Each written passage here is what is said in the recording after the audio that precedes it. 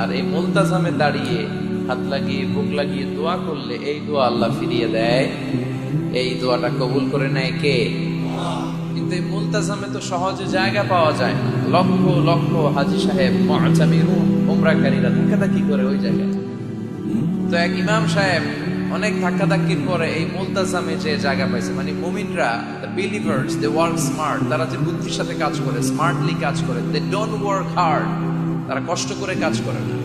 যেহেতু মুলতাজামে কোনো দোয়া ফেরত যায় না, সে অনেক ধাক্কাধাক্কি করে যুদ্ধ করে মুলতাজামে হাত লাগানোর সুযোগ পেয়েছে। হাত লাগায় ধাক্কার জন্য সে তাড়াতাড়ি করে আল্লাহর কাছে দোয়া করতেছে যে আল্লাহ, জীবনে যত দোয়া করছি আর যত দোয়া করব, এই সব দোয়া তুমি কবুল করে নিও। এই একটাই দোয়া। কটা দোয়া দেখছেন? He work smart, say smartly কাজ করেছে। হি ডাজন্ট ওয়ার্ক হার্ড, সে কষ্ট করে ওদিকে ধাক্কাধাক্কির মধ্যে